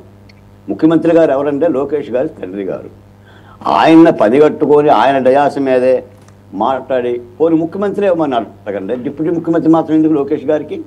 చంద్రబాబు నాయుడు గారు మీరు దిగిపోయి మీ కొడుకుగా ఉండని చెప్పండి. ఇది డిజార్డర్ కాదా? ఇది పరిపాలనకు ఇబ్బంది పెట్టుకునే తత్వం కాదా? ఇది ప్రజల్లో ఎలాంటి సంకేతాలు పోతాయి? అందుకని రాజకీయాల్లో కాలు జారటం కంటే నోరు జారటం చాలా ప్రమాదకరం అని చెప్పి మాట్లాడుతూ రైట్, ఇది చాలా రోతగా ఉంది. ఇది దీన్ని పరిష్కారం చేసుకోవాలి. ఇప్పుడు గురుమూర్తి లాంటి కూడా ఆలోచించుకోవాలి, ఎక్కడ మాట్లాడాలి, ఎప్పుడు మాట్లాడాలి, ఎలా మాట్లాడాలో పరిష్కారం చేసుకోండి. ఒక డిప్యూటీ ముఖ్యమంత్రి కాబట్టి 10 తీసుకోండి. ఎవరు మీరు చెప్తారు అబ్జెక్షను? ముందు 3 పార్టీలకు స్పష్ట చెప్పుకోండి. ఆ జనసేన కూడా చెప్పండి, బీజేపీ కూడా చెప్పండి, ఓ దళితుడు కూడా ఏమన్నా ఉప ముఖ్యమంత్రి పదవే. గతంలో ఇది వ్యాలిడ్ డిమాండ్. ఉప ముఖ్యమంత్రి నేను అడుగుతున్నానండి బాలకోటయ్య గారు, మీరు లేవనెత్తారు కాబట్టి, ఇన్ఫ్యాక్ట్ నేను మర్చిపోయాను, మీరు లేవనెత్తారు కాబట్టి స్ఫురణకు వచ్చి అడుగుతున్నా. దామోదరం సంజీవయ్య గారి తర్వాత ఒక దళితుడిని మన ముఖ్యమంత్రిగా ఈ రాష్ట్రంలో, ఉమ్మడి రాష్ట్రంలో కానీ, పోనీ ముఖ్యమంత్రి కాదు సరే, జగన్మోహన్ రెడ్డి గారు ఏదో ఒక 10 మందిని 15 మందిని డిప్యూటీ సీఎంలు చేశారు, అందులో 2 దళితులను పెట్టాడు. అంటే ఒక ఆనర్ ఉండే విధంగా, గౌరవం ఉండే విధంగా ట్రీట్ చేసే విధంగా మీరన్న డిమాండ్తో నేను ఏకీభవిస్తున్నా. గౌరవంతో కూడుకున్న ఉప ముఖ్యమంత్రి పదవి సమర్థుడైన దళిత నాయకుడికి ఇవ్వండి. తెలంగాణలో ఇవ్వలేదా? భట్టి గారికి ఇవ్వలేదా తెలంగాణలో? జగన్మోహన్ రెడ్డి గారు మంచో చెడు 5గురికి ఇచ్చాడు కదా, ఇచ్చాడు. సామాజిక కులాలకి మంచో చెడు తర్వాత సంగతి మీరు ఇవ్వండి, తప్పే ఉంది. ఇప్పుడు ఒకరికి ఇవ్వాలి ఇద్దరికి ఇవ్వాలని లేదు కదా. కాబట్టి ఏంటంటే నేను అనేది ఏంటంటే ఇప్పుడు అంతర్గతంగా మాట్లాడుకోవాల్సిన అంశాలండి. తెలుగుదేశం పార్టీ నాయకులు కూడా ఎందుకు మాట్లాడుతున్నా నాకు తెలియదు, కానీ దీని మూలాన లోకేష్ గారికి ఇబ్బంది అవుతుందో తప్ప ఆ సపోర్టింగ్గా అవ్వదు. కాబట్టి ఖండించాలి. ఎందుకంటే నేను మాట విన్నాను వాసుదేవ్ గారు, ఒక్క మాటే, ఒక ఎమ్మెల్యే, ఆయన ఎమ్మెల్యే 4 నెలలు 40 సంవత్సరాలు చంద్రబాబు నాయుడు గారిని విమర్శిస్తున్నాడు. నేను చంద్రబాబు నాయుడు అంతా మెతక కాదు, నేను వచ్చేస్తాను మీ ఇళ్ళకని అని. దాన్ని ఖండించకపోతే ఎలా? అదే ఆ కొలికిపూడి వ్యవహారం మళ్ళీ మాట్లాడదాం. ఒకసారి జనసేన వీర మహిళ దగ్గరికి వెళ్దామండి. సుజాత గారు ఇదండి మొత్తానికి ఏంటంటే పెద్ద మనుషుల ఒప్పందం ఏంటంటే పవన్ కళ్యాణ్ గారు ఒకరే ఉప ముఖ్యమంత్రి. ఆ రోజు కూటమి దానికి బీజేపీ కూడా కసరత్తు చేసింది. నిన్న అంబటి రాంబాబు గారు కూడా మాట్లాడారు. అంబటి రాంబాబు గారు ఏం మాట్లాడారు? అమిత్ షా గారు అయితే ససేమిరా లోకేష్కి ఉప ముఖ్యమంత్రి ఇవ్వడానికి వీల్లేదని అన్నారు. ఆ బయట కూడా చూద్దాం. అసలు నాకు అర్థం కానిది ఏంటంటే వాళ్ళు ఏం చెబుతారు, తెలుగుదేశం వాళ్ళ అనుకూల మీడియా, ఇట్లా జగన్మోహన్ రెడ్డికి 100 ఎకరాలు ఉన్నాయా 2000 ఎకరాలు ఉన్నాయని ఆయన అడిగేట. అంత దూరం నుంచి ఢిల్లీ నుంచి వచ్చి భోజనం చేస్తూ అడగాల్సిన ప్రశ్నలు అవి. అసలు ఆయన అడిగారని బయటికి లీక్ ఇవ్వటం, దాని మీద కథనాలు రావటం, జనాలు చదివేసి చప్పట్లు కొట్టడం. దానికి కౌంటర్గా అంబటి రాంబాబు గారు మామూలుగానే స్టేజ్ ఆర్టిస్ట్. బేసిక్గా ఆయన మొదలు స్టేజ్ మించి తన ప్రదర్శన మొదటి సినిమాల్లో కూడా యాక్ట్ చేశారు. కౌంటర్ తీస్తారు సహజంగా. దీంట్లో నిజం ఉంటే దాంట్లో నిజం ఉందనుకోవాలి, దాంట్లో నిజం లేకపోతే దీంట్లో నిజం లేదనుకోవాలి. అంబటి రాంబాబు గారు ఏం మాట్లాడారు చూసి తర్వాత మీరు మాట్లాడండి ఒకసారి. తెలుసు కదా, పవన్ కళ్యాణ్ గారిని ఉప ముఖ్యమంత్రిగా చేయమని బీజేపీ కోరింది, అమిత్ షా గారు కోరారు. దాని మీద మీరు గత్యంతరం లేని పరిస్థితుల్లో ఉప ముఖ్యమంత్రిగా పవన్ కళ్యాణ్ గారిని పెట్టారు. ఇవాళ మీరేం చేస్తున్నారు? ఉప ముఖ్యమంత్రిగానంట పవన్ కళ్యాణ్ గారు ఒక పక్కన ఉంటే రెండో పక్కన ఆయన కుమారుని తెచ్చుకోవాలనే ప్రయత్నం చేస్తున్నారు. మీ ఇష్టం తెచ్చుకొని మాత్రం అభ్యంతరం లేదు. కూటమి ప్రభుత్వం కదా, మీరు తెచ్చుకోవచ్చు. మీరు ఎవరినైనా తెచ్చుకున్నారు ఆయన మంత్రిగా, మీరు ఎవరినైనా తెచ్చుకున్నారు ఆయన మంగళగిరికి. దీన్ని అమిత్ షా గారిని మీరు అడిగారంట. అమిత్ షా గారు ఏ మాట చెప్పాడో మాకు తెలుసు. ఏం మాట చెప్పాడు? ఏమండి చంద్రబాబు నాయుడు గారు, మీ ఓడిని కాస్త కంట్రోల్లో ఉండమనయ్యా, ఎక్కడ పడితే అక్కడ ఏళ్లు పెడుతున్నాడు, ప్రభుత్వానికి చెడ్డ పేరు వస్తుంది, ఉప ముఖ్యమంత్రి లేదు ముఖ్యమంత్రి లేదు, కాస్త ఆగండి, మీ స్పీడ్ తగ్గించండి, మీ అబ్బాయి స్పీడ్ తగ్గించండి, మీ అబ్బాయి ఎక్కడ పడితే అక్కడ వసూలు కార్యక్రమాల్లో నిమగ్నమైపోయి ఉన్నాడు, కాస్త జాగ్రత్త చేసుకో నాయనా అని ఒక మంచి సలహా ఇచ్చాడంట. ఆ సలహాని బయటకు రాకోకుండా మీరు ఇవాళ ఇలాంటి పొంకాలు కథలు జగన్మోహన్ రెడ్డి గారి నివాసాల మీద వాటి మీద వీటి మీద రాసేటటువంటి ప్రయత్నం చేయడం అనేది ఒక దిగజారిపోయినటువంటి వ్యవహారాలు మీరు చేస్తున్నారు. ఏం మాట్లాడారు? సో చూశారు కదండి. అది ఇప్పుడు వీళ్ళకి తెలుగుదేశం వాళ్ళు బయటకి అట్లా లీక్ చేసి వాళ్ళు రాయించుకున్నారు వార్తలు. ఈయనకు కూడా లీక్ ఉంది. తమాషా ఏంటంటే సీఎంఓలో అంబటి రాంబాబు గారి మనుషులు ఉన్నారు. లోపల వాళ్ళు భోజనం చేసినప్పుడు ఏం మాట్లాడుకున్నారో మొత్తం చెప్పేశాడు ఈయన. అదే అర్థం కావట్లేదు. అంతకుముందు సెక్రటరియట్లో లోపల నాదెండ్ల మనోహర్ గారు సీఎం గారు మాట్లాడుకుంది కూడా వచ్చింది అట్లనే. ఎవరు అది ఇంకొక ఆయన బయట పెట్టాడు, వైసీపీ ఆయన. ఏందండి ఇన్ని లీక్స్ ఏంటండి? ప్రభుత్వం లీక్ ప్రూఫ్గా లేదా? సార్ ముందుగా మీకు అలాగే ప్యానెల్లో ఉన్న తోటి మిత్రులందరికీ నమస్కారం అండి. అంటే అంబటి రాంబాబు గారి విషయం మనం పక్కన పెడదామండి. ముందు మీరు అడిగింది అంటే అక్కడ అమిత్ షా గారికి, చంద్రబాబు నాయుడు గారికి, లోకేష్ గారికి అట్లా జరిగిన మీటింగ్ లో అక్కడ ఏం జరుగుతున్నది అన్నది ఎవరికి వాళ్ళు ఊహించేసుకుని ఎవరికి వాళ్ళు కథనాలు రాసేస్తూ ఎవరి స్టోరీలు వాళ్ళు అల్లేసుకుంటున్నారు. దాని మీద ఊహాగానాలు లేపుతున్నారు. దాని మీద సోషల్ మీడియాలో పెద్ద దుమారం లేగుతుంది. అక్కడ పక్కనే కూర్చుని వడ్డించినట్టు మాట్లాడుతున్నారు. ఇంకా అంబటి రాంబాబు గారి విషయానికి వస్తే ఆయన సినిమాటిక్ గా ఆయన ఎలా అయితే నటన ప్రదర్శిస్తారో మీడియా ముందు మనందరికీ తెలిసిందే. కాబట్టి అంబటి రాంబాబు గారి వ్యాఖ్యల్ని పెద్దగా పట్టించుకోవాల్సిన అవసరం లేదండి. ఇకపోతే మనం గతం తీసుకుంటే మరి తెలుగుదేశం పార్టీ అనుకూల మీడియా రాసిన వార్తలు కూడా అనుకూల మీడియా చూపించిన కథనాలు రాసిన వార్తలు కూడా పెద్దగా పట్టించుకోక్కర్లేదా? ఏది జగన్మోహన్ రెడ్డి గారి కొంప 30 ఎకరాల్లో ఉంది, 400 గదులు ఉన్నాయి, అమిత్ షా ఆశ్చర్యపోయాడు. అలాగే దాని పేరు ఏంటది, వైజాగ్లో రిషికొండ దగ్గర ప్యాలెస్ కట్టుకున్నాడు, రిజిస్ట్రేషన్ కూడా పూర్తయింది, ఆయన పేరున కాగితాలు రెడీ అయినాయి. ఇవన్నీ కూడా మనం పెద్దగా పట్టించుకోక్కర్లేదా? సార్ ప్రూఫ్లు ఉన్నవి, మనం దాని మీద ఖచ్చితంగా ప్రూఫ్లు ఉన్నవి, ఆ కళ్ళు ఎదురుగుండా కనిపిస్తున్నది వేరు. జగన్మోహన్ రెడ్డి పేరున రిజిస్టర్ అయిందా? నేను అడుగుతున్నది రిషికొండ ప్యాలెస్. ఒక్క నిమిషం సుజాత గారు, జగన్మోహన్ రెడ్డి గారి పేరు మీద రిజిస్టర్ అయిందా ఆ ప్యాలెస్? అది నాకు కావాలి. సార్ జగన్మోహన్ రెడ్డి గారు రిషికొండ ప్యాలెస్ గురించి నేను మాట్లాడే ముందు మీకు ఒక క్లారిటీ ఇస్తాను. 151 సీట్లతోటి అత్యంత బలమైన జగన్మోహన్ రెడ్డి గారి ప్రభుత్వం మీద 5 ఏళ్లు ఎటువంటి అధికారం లేకుండా కూడా జనసేన పోరాటం చేసింది, ప్రభుత్వం మీద అల్లుపెరగని పోరాటం చేసింది. అలాగే బలమైన సోషల్ మీడియా కలిగి కూడా ఈ రోజుకి కూటమి ఏర్పడిన తర్వాత కూటమిని విచ్ఛిన్నం చేయడానికి ఎన్నో శక్తులు 2022 నుంచి ప్రయత్నం చేస్తూనే ఉన్నాయి. అది సఫలం కాలేదు. 21 సీట్లకి జనసేన తగ్గించుకుని మనం తగ్గి ప్రజలను గెలిపిద్దాం అని పవన్ కళ్యాణ్ గారు ఒకే ఒక మాట మీద జన సైనికులు అందరూ కట్టుబడి ఉండి ఒక క్రమశిక్షణ కలిగి ఉండి ఎక్కడ ఓటు చేయలేకుండా మేము ఆయన మాటని నిలబెట్టాము, గెలిపించాము. స్థైర్యాన్ని నేను ఇక్కడ ఏమి దాని గురించి నేను మాట్లాడలా. నేను అడుగుతున్నది జగన్మోహన్ రెడ్డి పేరున రిజిస్టర్ అయిందా లేదా? రిజిస్టర్డ్ డాక్యుమెంట్ చూపించండి, జగన్మోహన్ రెడ్డిని లోపల వేసేయండి, అయిపోలా. ఇప్పుడు ఇంత గొడవ ఉండదు. అమిత్ షా వచ్చి ఆయన భోజనం చేస్తూ అడగటం, దాన్ని మనం చిలవలు పొలవలుగా చెప్పుకోవటం నామరద కదా ఆయనకు కూడా. ఇంకేమీ లేనట్టు అదొక్కటే అడుగుతాడు ఆయన. సార్ అమిత్ షా గారు వచ్చి అక్కడ జగన్మోహన్ రెడ్డి గారు ఆస్తుల గురించి ఆరా తీశారన్నది చంద్రబాబు నాయుడు గారు చెప్పలేదు, అటు అమిత్ షా గారు చెప్పలేదు, లోకేష్ గారు చెప్పలేదు.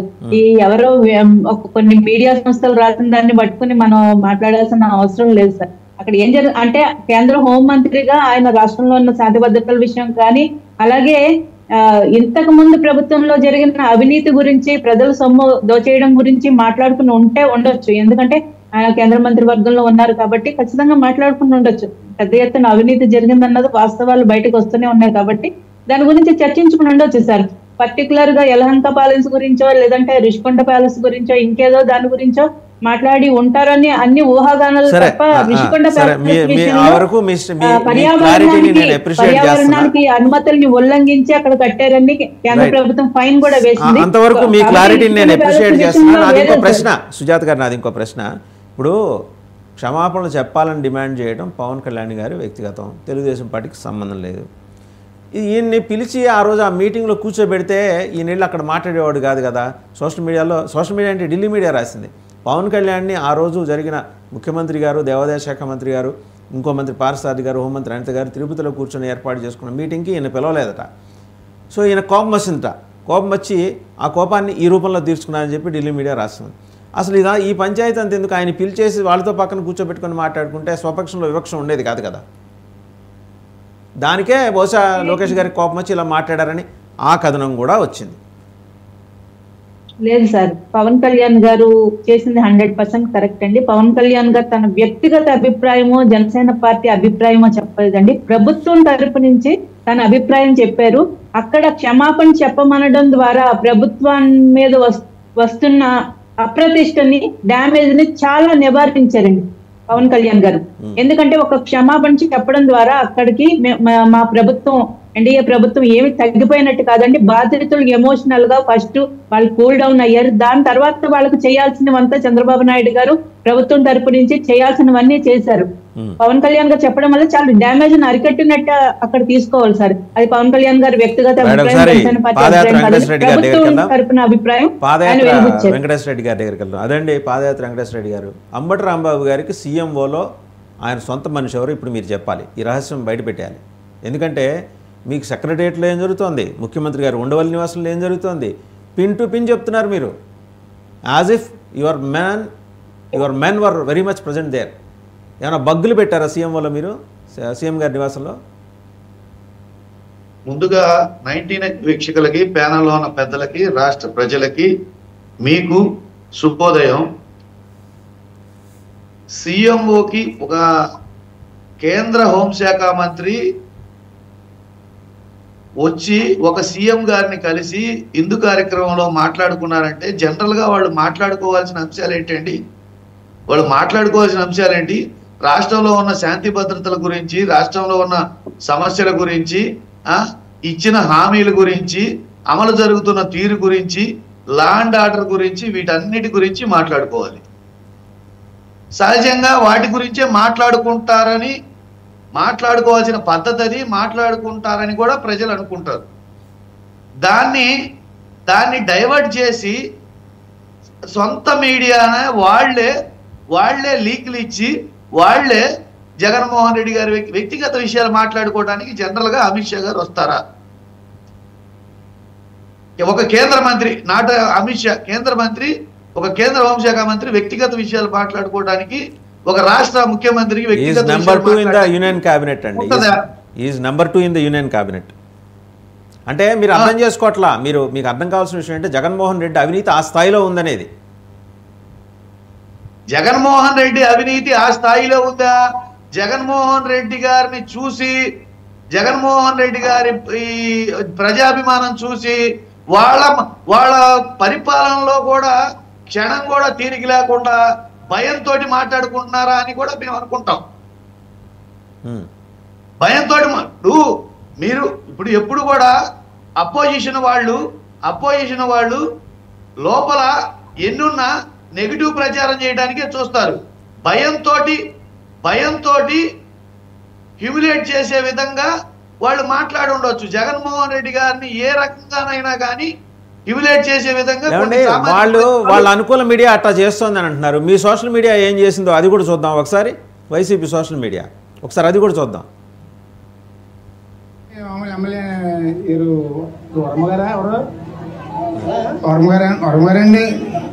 వర్మ గారు మాజీ ఎమ్మెల్యే, ప్రస్తుత ఎమ్మెల్యే మీ పవన్ కళ్యాణ్ గారు. ఎవరండి పవన్ కళ్యాణ్ గారు? ఇప్పుడంటే వర్మ గారే అంటారని చెప్తున్నాను బాబు. మీ నియోజకవర్గ ఎమ్మెల్యే మీకు తెలుసా? తెలుసు బాబు. సో అదండి, అది మీ సోషల్ మీడియాలో మీరు తిప్పుతున్నారు. ఇది వాళ్ళు చేస్తే తప్పు, మీరు చేస్తే ఒప్పు అయిపోతుందండి. ఇప్పుడు అక్కడ ఉన్న ప్రజా సామాన్యుడిని అతను అడిగాడు, అందులో ఏం బూతుందండి?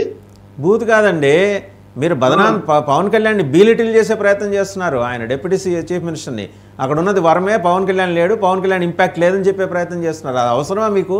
నేను చెప్పడం కాదండి, అతను చెప్తున్నాడు. అది మీ మీడియా సంగతి మాట్లాడుతున్నా. వాళ్ళు చెప్పుకున్నారు, వేసింది వైఎస్ఆర్సీపీ సోషల్ మీడియాలో వేశారు. ఇది ట్రోల్ అవుతుంది, కరెక్టా? వాళ్ళు చెప్పుకున్నారంటే ఆ బయట, ఇప్పుడు మీకు బయట వస్తుంది, కీలకమైన బయట వస్తుంది, మీరు అది ప్రజలకు తెలియజేయాలనుకుంటారు, తెలియజేస్తారా లేదా? అవును. ఇప్పుడు వాళ్ళ కాపురం గురించి ఏంటి పాదయాత్ర వెంకటేశ్వర రెడ్డి గారు? మనకి ఇక్కడ విషయం అండి, క్లియర్ గా ఉన్నట్టు మనం మాట్లాడుకోవాలి అంటే, డిప్యూటీ సీఎం లోకేష్ గారిని చేసే డిమాండ్ మీద అది చంద్రబాబు నాయుడు గారు సృష్టించిన కథే. ఇప్పుడు ఆయన వేదిక మీద ఉండగా వాళ్ళ నాయకులు మైక్ తీసుకొని మాట్లాడే అవకాశం ఎందుకు వచ్చింది అంటే, ఆయన మైండ్ లో వాళ్ళందరి డిమాండ్, తెలుగుదేశం పార్టీ మీరు మాట్లాడేది కడపలో శ్రీనివాస్ రెడ్డి గారు మాట్లాడిందా? Kadapa TDP leader. అది కూడా ప్లే చేద్దాం, ఉంటే చూస్తున్నాము. అది కూడా ఉంటే మీరు అది కూడా చూడొచ్చు. సరే, ఈ లోపల మీరు మాట్లాడండి. ఇప్పుడు ఆ వేదిక మీద ఉండగా ఆయన అంటున్నాడంటే ఆయన అనుమతి లేకుండా వీళ్ళందరూ అనడం కాదు. చంద్రబాబు నాయుడు గారి మైండ్ లో ఉన్నదే. చంద్రబాబు నాయుడు గారి మొదటి నుంచి ఆయన స్వభావం ఏంటంటే, ఓడలో ఉన్నంతసేపు ఓడ మల్లన్న, ఓడ దాటిన తర్వాత బోడి మల్లన్న, ఏరు దాటిన తర్వాత తెప్ప తగలేసినట్టు, అవసరం తీరిన తర్వాత అల్లుండేదో అన్నట్టు. ఇక్కడ శ్రీనివాస్ రెడ్డి గారు ఏమన్నారో చూద్దామండి. మీరు అడిగారుగా, ఆయన తలుచుకున్నారుగా, చూడండి. మాకు చివరగా మాకు ఒక కోరిక సార్. 43 సంవత్సరాల్లో తెలుగుదేశం పార్టీ ఆవిర్భవించిన తర్వాత 3వ తరం నేత మన పార్టీలోకి వచ్చారు, నారా లోకేష్ గారు. మరి పార్టీకి భవిష్యత్తులో యువతకు ఒక భరోసా ఇవ్వాలన్నా, పార్టీకి భరోసా ఇవ్వాలన్నా నారా లోకేష్ గారిని డిప్యూటీ సీఎం గా ప్రమోట్ చేయాలని చెప్పి మేము అందరం కూడా కోరుకుంటున్నాం సార్.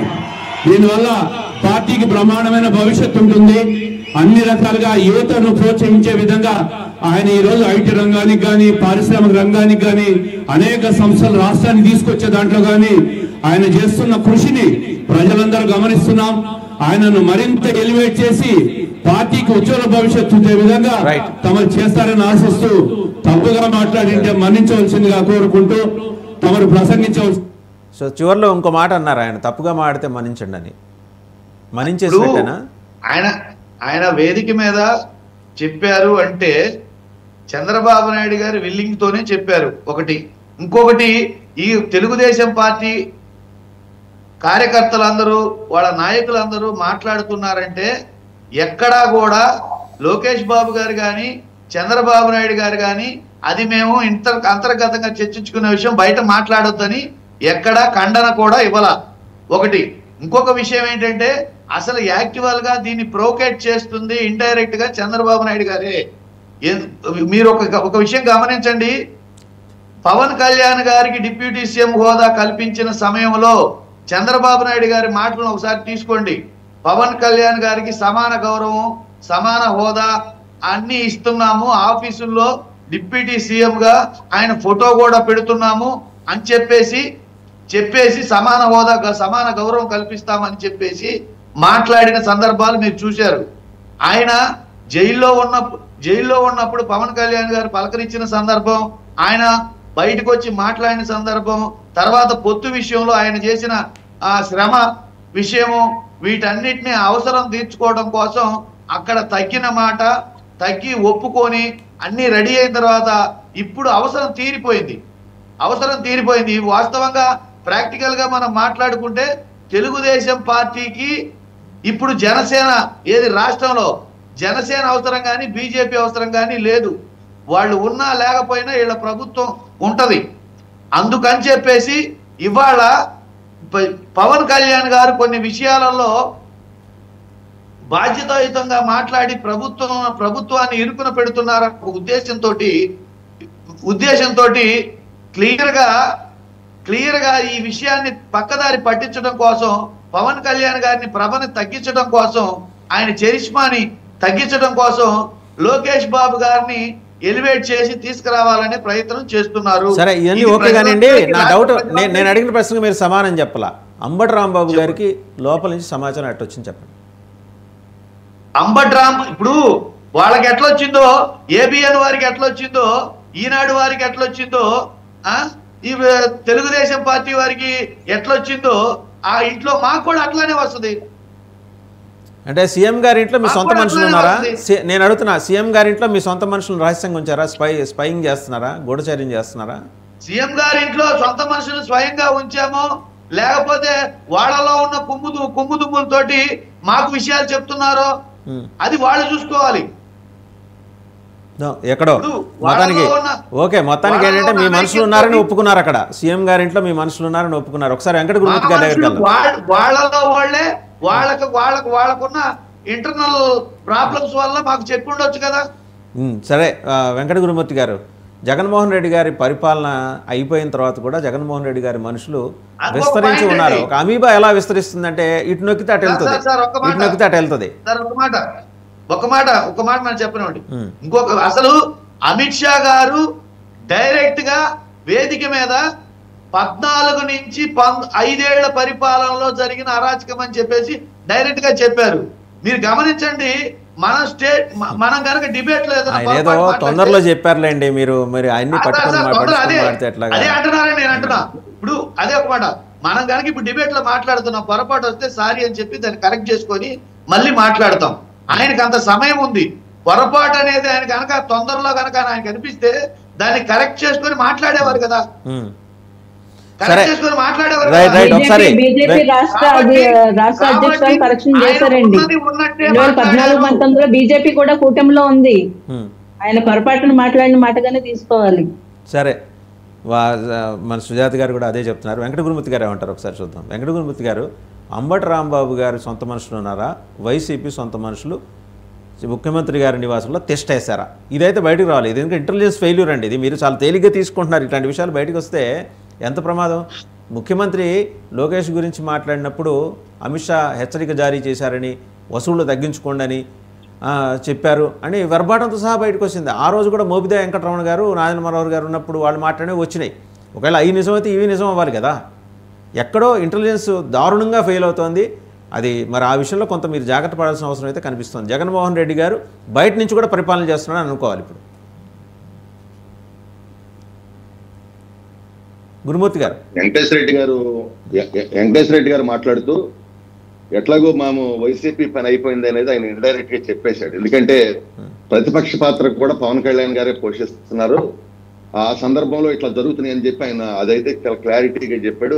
అదైతే చాలా కరెక్ట్ కూడా. ఎందుకంటే ఇవాళ ఈ రాష్ట్రంలో మాకు ప్రతిపక్ష పార్టీ లేని మాట అయితే ఖచ్చితంగా పాదయాత్ర వెంకటేశ్వర రెడ్డి గారు చెప్పినట్టు నేను ఏకీభవిస్తాను.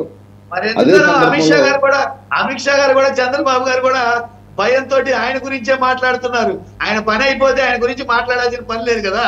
ఆయన పని అయిపోతే ఆయన మాట్లాడతారు. ఒక నిమిషం అండి, ఆయన మాట్లాడతారు. ఒక నిమిషం ఆయన మాట్లాడతారు. ఓకే, ఇప్పుడు సార్ జగన్మోహన్ రెడ్డి గారి పని అయిపోతే జగన్మోహన్ రెడ్డి గారి పని అయిపోతే అమిత్ షా గారు, వెంకటేశ్వర రెడ్డి గారు ఆయన మాట్లాడండి. వెంకటేశ్వర రెడ్డి గారు ప్లీజ్ ఆయన మాట్లాడండి. వెంకట గురుమూర్తి గారిని మాట్లాడండి. ఇప్పుడు ఆయన మాటల్లోని మాట చెప్పాడు వెంకటేశ్వర రెడ్డి గారు, ప్రతిపక్ష పాత్రలాగా పోషిస్తున్నారు అనేది వెంకటేశ్వర రెడ్డి గారే చెప్పాడు.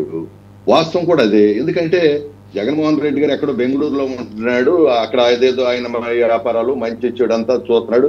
అప్పుడప్పుడు లండన్ ఆ డబ్బు ఏదో ఉంటే దాన్ని కాపాడుకుంటాం కోసం అట్లా తిరుగుతా ఉన్నాడు. సరే, ఆయన పనులు వాళ్ళు ఉన్నారు. సరే, ఈ రాష్ట్రంలో మేము ఖచ్చితంగా ఏదైతే చేయాలనుకుంటున్నామో అవి మేమందరం కూడా ఒకే మాట ఒకే బాటగా చేసుకుంటున్నాం. తర్వాత అమిత్ షా గారు నిన్న మాట్లాడినటువంటి సందర్భం ఏదైతే ఉందో అంతవరకే చూపించారు. తర్వాత కూడా మేము ఉండం. నేను ఆ మీటింగ్ లో ఉండం. ఈ వైసీపీ ప్రభుత్వం ఏం చేసింది అనేది కూడా ఆయన చెప్పారు. అది కావాలంటే అది మాకు క్లారిటీ ఉంది. ఎందుకంటే 2014 ఆ మీటింగ్ లో మీరు ఎలా ఉంటారండి? అది బీజేపీ అంతర్గత సమావేశంలో మాట్లాడారు ఆయన. పురంధరేశ్వరి గారు మీరు ఎట్టుంటారు? మిమ్మల్ని కూడా పిలిచారా బీజేపీ మీటింగ్ కి? కాదండి, నిన్న నేషనల్ ఇన్స్టిట్యూట్ ఆఫ్ ఇది ఎన్ఐడిఎంఏ మీటింగ్ కి మమ్మల్ని కూడా కేకేశారు. నిన్న ఎన్ఐడిఎం మీటింగ్ కి మమ్మల్ని కూడా కేకేశారండి. డిజాస్టర్ మేనేజ్మెంట్ సంబంధించి ఏదైతే ఇన్స్టిట్యూట్ పెట్టారో దాని ఓపెనింగ్ మమ్మల్ని కూడా కేకేశారు. అక్కడ ఆయన మాట్లాడాడు, ఈ విషయం చాలా క్లియర్ గా మాట్లాడాడు. 5 ఏళ్లు ఈ జగన్మోహన్ రెడ్డి అరాచకం చేస్తే దాని డిజాస్టర్ మేనేజ్మెంట్ ఎన్డీఏ ప్రభుత్వం దాన్ని క్లియర్ చేస్తుందని చెప్పి చాలా క్లియర్ గా మాట్లాడారు. దాని గురించి దాని గురించి మాకు క్లారిటీ ఉంది. ఎందుకంటే 2014-19 మధ్యన బీజేపీ మాతో అలయన్స్ లో ఉంది. ఆ రోజు పవన్ కళ్యాణ్ గారు కూడా మాకు సహకారం అందించారు. కాబట్టి మాకు ఆ మాట విషయంలో మాకు పెద్ద ఇదేం లేదు. ఎందుకంటే మాకు క్లారిటీ ఉంది. వెంకటేశ్వర రెడ్డి గారు చెప్పుకున్నాం, మాకు అది పెద్ద విషయమేం కాదు. తర్వాత మీరు చెప్పినట్టు ఏదైతే కొన్ని విషయాలు బయటకు సరే, ఒకసారి మీరు అన్న మాట నేను అంగీకరిస్తా. ఒకసారి మొత్తం బయట చూద్దామా ఆయన ఏమన్నారు ఒకసారి చూద్దాం. మీ అఫీషియల్ వెబ్సైట్ లో చూడండి. ఒకసారి మీరు కావాలంటే మొత్తం టోటల్ గా శాంతం ఆయన మాట్లాడింది ఏంటి చూద్దాం. చూసి దెన్ మీరు you can go for an argument. ఎందుకంటే ఇప్పుడు 2014 నుంచి 19 మధ్య జరిగిన అరాచకం, దుర్మార్గం, దుర్గతి అనే మాట వాడాడు ఆయన.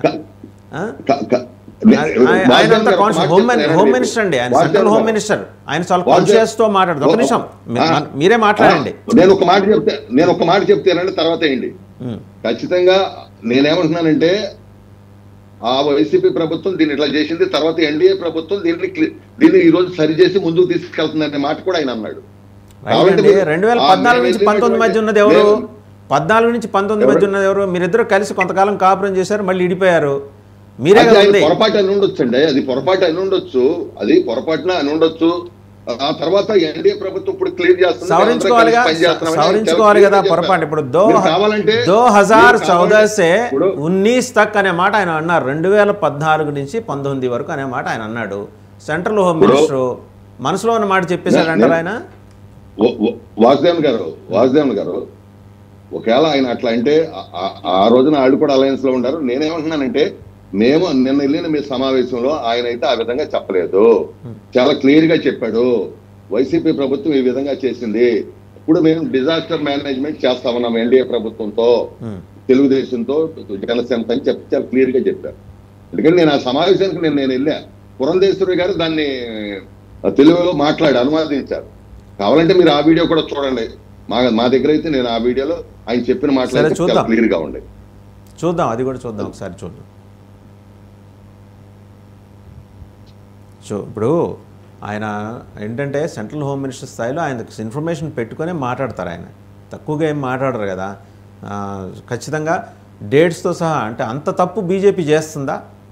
బీజేపీ స్టేట్ పార్టీ ఉంది కదా, రేపు వాళ్ళని క్వశ్చన్ చేస్తాడు, ఆయన ఊరుకుంటాడా? ఏమ్మా ఏంటి ఇది రాసియటం ఏంటి? పురంధరేశ్వరి గారు 2014 నుంచి 19 మధ్య ఉన్న ప్రభుత్వం గురించి నా చేత ఇట్లా మాట్లాడిస్తారని అడుగుతారు కదా ఆయన.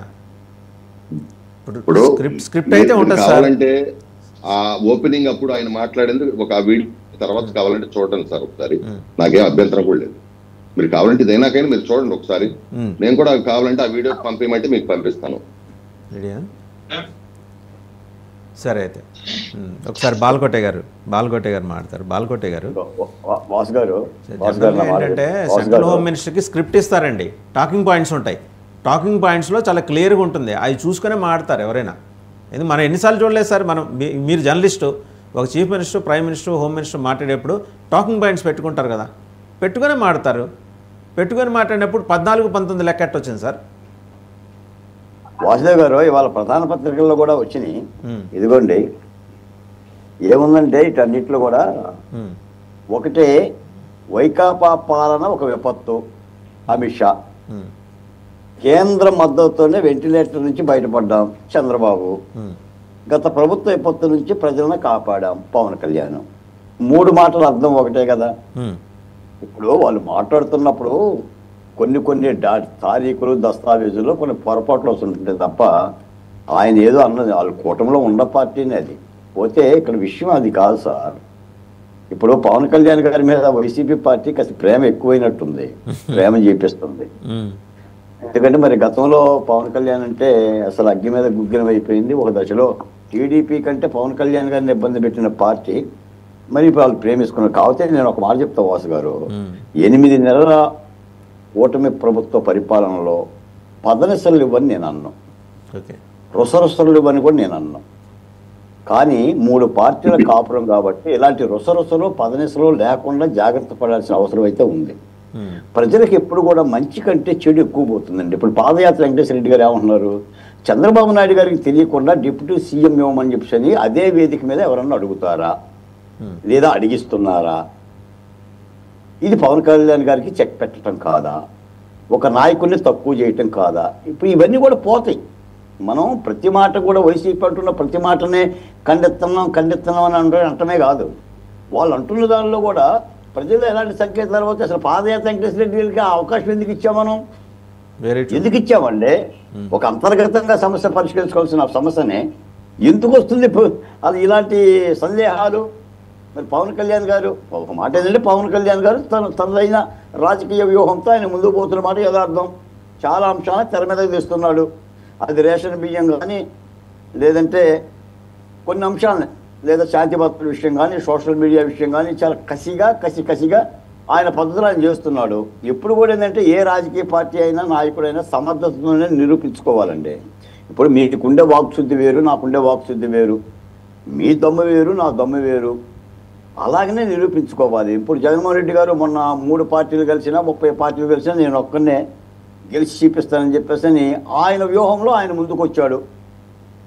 లేదు 3 పార్టీలు కలిస్తేనే ఓటు చేరదు, ఒక గొప్ప విజయం వస్తుందని వీళ్ళ వ్యూహంతో వీళ్ళు వెళ్ళారు. ఇలాగనే ఉంటాయి. ఏదేమైనా ఈ రోజున రాష్ట్రంలో ప్రజలు కోరుకుంది పరిపాలన, దానికి సుపరిపాలన కోరుకున్నారు. ఎవరు డిప్యూటీ సీఎం అయినా ఒకసారి అమిత్ షా గారి బయట శాంతం చూద్దామండి. బాలకోటే గారు ఒకసారి. చంద్రబాబు నాయుడు గారికి ఉప home ministry Shri Bhupathi Raju Srinivasa Varma, central इस्पात मंत्री श्री के पवन कल्याण, उप मुख्यमंत्री आंध्र प्रदेश श्री नारा लोकेश जी, मंत्री आंध्र प्रदेश, आंध्र प्रदेश की गृह मंत्री बहन अनीता जी, भारतीय जनता पार्टी की प्रदेश अध्यक्षा श्रीमती डी पुरंदेश्वरी जी, हमारे गृह सचिव श्री गोविंद मोहन जी, महानिर्देशक एनडीआरएफ श्री पीयूष आनंद जी, और आज यहां पर उपस्थित एनडीआरएफ के सभी जवानों और प्यारे भाई और बहनों, आप सभी को नमस्कार।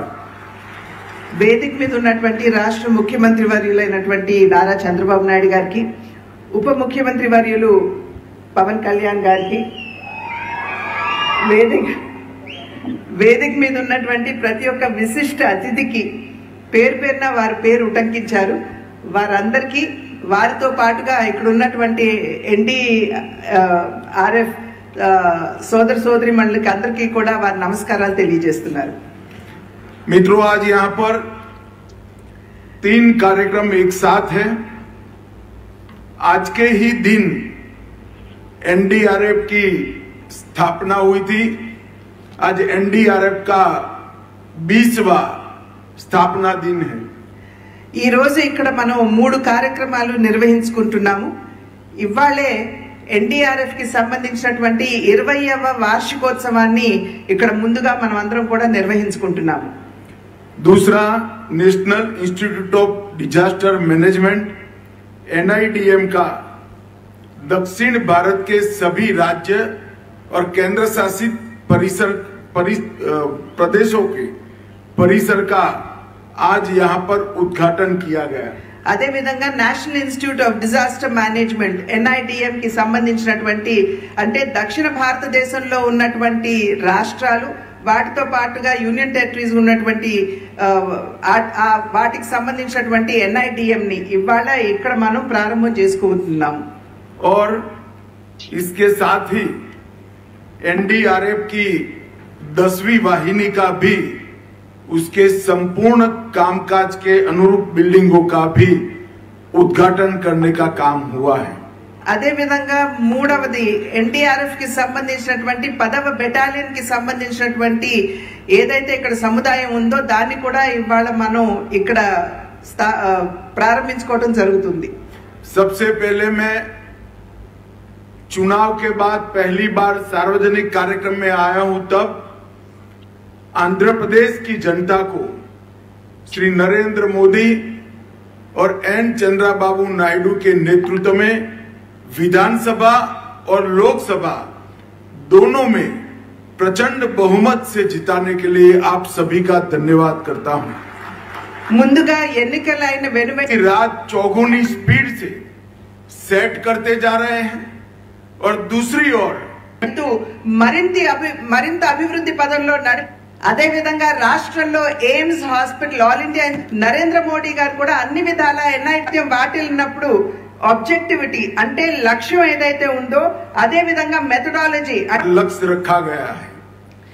ఇక్కడ లక్ష్యాన్ని గనుక सूर से सभी नागरिक कहते हैं कि एनडीआरएफ के ड्रेस में जब जवान आ जाता है तो हमें शांति हो जाती है, और इसके कारण डिजास्टर मैनेजमेंट के मामले ఎంత మనం అంకిత భావంతో ప్రమాదాల నివారణకి మనం పని చేస్తున్నాం అనేటువంటి విషయం. और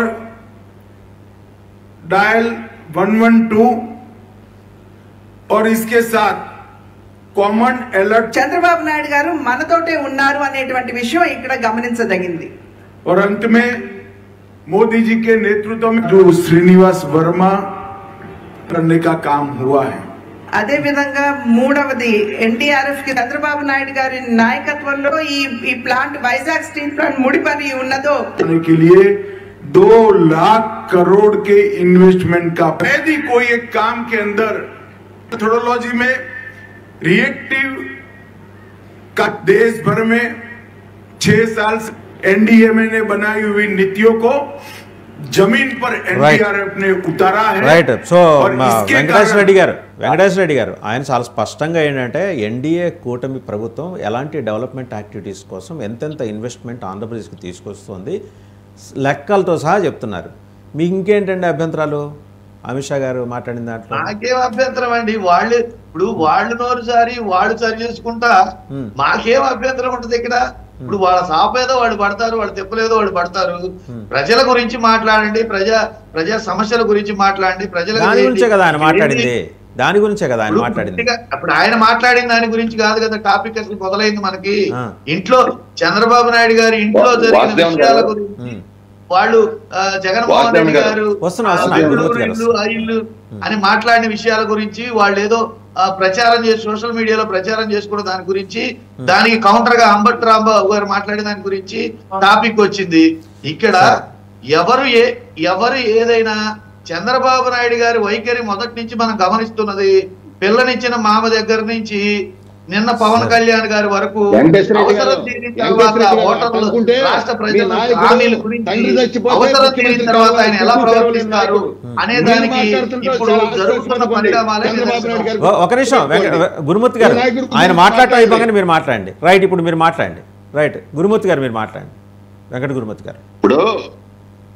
ఇప్పుడు చాలా క్లియర్ గా ఆయన వచ్చి నిన్న కూడా నేను చెప్పా, ప్రత్యక్షంగా నేను అక్కడ ఉండా, ఆయన చాలా చక్కగా చెప్పాడు.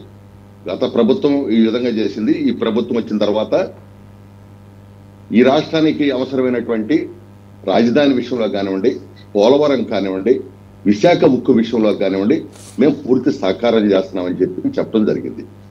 ఇవాళ ఈ వచ్చినటువంటి ఈ ప్రభుత్వం, ఎన్డీఏ ప్రభుత్వం 8 నెలల్లో రాజధానిలో పనులు స్టార్ట్ చేస్తున్నారు, పనులు మొదలవుతున్నాయి. అదేవిధంగా పోలవరం మొదలు పెడతా ఉన్నాం, విశాఖ ఉక్కును కాపాడుకున్నాం. అదేవిధంగా ఈ రోజున పారిశ్రామికవేత్తలు ఎంతమంది ఇవాళ వస్తా ఉన్నారో చూస్తున్నాం. ఒక పక్కన చంద్రబాబు నాయుడు గారు దావోస్ వెళ్ళారు పరిశ్రమల కోసం. ఏనాడైనా ఈ ప్రభుత్వం ఈ విధంగా చేసిందా? మొత్తాన్ని 5 సంవత్సరాలు సర్వనాశనం చేసి ఎన్టీ రామారావు గారు, చంద్రబాబు నాయుడు గారు అంటే మమ్మల్ని అంటే మేము ఎందుకు ఊరుకుంటాం? ఇవాళ ఆయన పరిస్థితి చెప్పానంటే, వాళ్ళ పార్టీ ఎట్లా పుట్టిందో చెప్పానంటే, తండ్రి శవం పక్కన పెట్టుకుని సంతకాలు పెట్టించిన మాట వాస్తవం కాదు ఈ దేశంలో. వీళ్ళు మాట్లాడతారేంటి? రాష్ట్రాన్ని 5 ఏళ్ళు ఎందుకు బస్టు పట్టించారు, యువతను నిర్వీర్యం చేశారు, గంజాయి మయం చేశారు. ఇవాళ చూడండి, పంచాయతీరాజ్ వ్యవస్థలో పవన్ కళ్యాణ్ గారి నాయకత్వంలో ఇవాళ ఎన్డీఏ ప్రభుత్వం, చంద్రబాబు నాయుడు గారు మరి 3000 కిలోమీటర్లు 4500 కోట్లు ఖర్చు పెట్టి ఇవాళ సిమెంట్ రోడ్లు మొత్తం కూడా 90% అయింది. నేను గ్రామాల్లో తిరుగుతా ఉంటే 90% వేసాం. ఎంత స్పీడ్ గా జరుగుతా ఉంది ఇవాళ. కొన్ని మేము అనుకున్నటువంటి సంక్షేమ కార్యక్రమాలు ఇవన్నీ ఓకే గానండి. ఒక నిమిషం సరిచేస్తున్నాం, అప్పుల పాలు చేశారు, దాన్ని సరిచేస్తున్నాం. ఇవన్నీ ఓకే గానీ సంక్షేమం చేస్తున్నాం. వెంకట గురుమూర్తి గారు ఇంకో ఇంపార్టెంట్ విషయం. ఒక నిమిషం అండి వెంకటేశ్వర రెడ్డి గారు మీరు ఆగండి ఒక నిమిషం. గురుమూర్తి గారు, కొలికిపూడి శ్రీనివాస్ గొడవ ఏందండి? ఆయన ఏంటి ఎన్నిసార్లు బుజ్జగిస్తారు, ఎన్నిసార్లు సముదాయిస్తారు, ఎన్నిసార్లు హెచ్చరిస్తారు, ఎన్నిసార్లు బెదిరిస్తారు? ఏంటి ఆయన మీకు క్రమశిక్షణా సంఘం లేదా పార్టీలో? ఆయన ఎంపీపీలు కూలగొడతాడు, మహిళల పట్ల అభ్యంతరకరమైన వ్యాఖ్యలు చేస్తాడు. ఏం జరుగుతుంది పార్టీలో? ఈ రోజు క్రమశిక్షణ సంఘం వారిని కేకేసింది, శాసనసభ్యుడిని. ఇవాళ దాని మీద మాట్లాడుతున్నారు. ఎందుకంటే ఖచ్చితంగా మాకు ఒక పాలిటీ బ్యూరో ఉంటుంది, క్రమశిక్షణ సంఘం ఉంటుంది. వాళ్ళ ఒక టీంను కూడా దానికి సంబంధించి మాట్లాడటానికి పిలిపించారు, మాట్లాడతారు. ఎక్కడన్నా అట్లాంటి చిన్న చిన్న పొరపాటున గతంలో మనం చూసాం. చిత్తూరు జిల్లాలో ఏదో ఒక శాసనసభ్యుడి మీద ఇది వస్తే ఆయన చేయటం కూడా చూసాం. సార్, ఈ నాటకాలు ఎందుకు సార్? చంద్రబాబు నాయుడు గారు అనకుండా, అనుమతి లేకుండా ఆయన చేస్తాడా? నేను ఇట్లానే మాట్లాడుతుంటా, నువ్వు అట్లానే చెయ్యి అనేది వాళ్ళ వైఖరి. ఇప్పుడు చంద్రబాబు నాయుడు గారు ఒక విషయం మీద కాదు, ఆయన సీరియస్ అయిన చాలా ఉన్నాయి, ఏది కూడా ఆగలేదు. అంటే నేను ఇట్లానే మాట్లాడతా, నువ్వు అట్లానే చెయ్యాలి. ఆయన చేసేదానికి ప్రతిదానికి చంద్రబాబు నాయుడు గారి అనుమతి ఉంది. చంద్రబాబు నాయుడు గారు ఆయన చేయమని చెబుతాడా? ఎందుకని అట్లా మాటలు మాట్లాడతారు? వెంకటేశ్వర రెడ్డి గారు మీరంటే మాకు చాలా గౌరవం ఉంటుంది. చంద్రబాబు నాయుడు గారు చేయమని చెబుతాడా? ఇప్పుడు మేమేమనుకోవాలి? చర్యలు లేనప్పుడు ఏమనుకోవాలి? దేని మీద చర్యలు లేనప్పుడు ఒక విషయం గుర్తుపెట్టుకోండి. ఒక దళితుడైనటువంటి కారు డ్రైవర్ ని ఒక ఎమ్మెల్సీ చంపేసి డోర్ డెలివరీ చేస్తే పక్కన గుర్తులో పెట్టుకున్నాడు మీ నాయకుడు. మేము అలా చర్యలు తీసుకుంటాం, గుర్తుపెట్టుకోండి. మీరు మాట్లాడతారేంటి? అసలు మీకు మాట్లాడే అర్హత ఎక్కడ ఉంది? రాష్ట్రాన్ని నాశనం చేశారు, దళితుల్ని, బడుగు బలహీన వర్గాలని అందరిని చంపేశారు, ఆస్తులు ధ్వంసం చేశారు, రాష్ట్రాన్ని విచ్ఛిన్నం చేశారు. మీరు మాట్లాడితే మాకు ఆశ్చర్యంగా ఉంది. వాళ్ళు మీరు ప్రతిపక్ష పాత్ర కూడా లేదు కదా, ప్రజలు మిమ్మల్ని అందుకనే కదా అక్కడ కూర్చోబెట్టింది. అయిపోయిందా? నేను క్లియర్ గా ఏం చెప్తున్నాను, ఈ అనేక విషయాల మీద ఈ 8 నెలల్లో మద్యం దగ్గర నుంచి, ఇసుక దగ్గర నుంచి, తిరుపతి విషయం దగ్గర నుంచి కొలికిపూడి శ్రీనివాస్ విషయం దగ్గర నుంచి ఈ రాష్ట్రంలో అనేక విషయాల మీద పలుమార్లు చంద్రబాబు నాయుడు గారు నేను సీరియస్ అయ్యాను అని చెప్పారు. ఒక్కదాని మీద అయినా చర్య ఉందా? ఏమి చర్య తీసుకున్నారు? ఆయన సీరియస్నెస్ కి అది నటన అంటాం, మేము నటన అంటాం. చర్య తీసుకుంటే ప్రూవ్ అయితే అది నిజం అనుకుంటాం. సీరియస్ ఎన్నిసార్లు అవుతారు?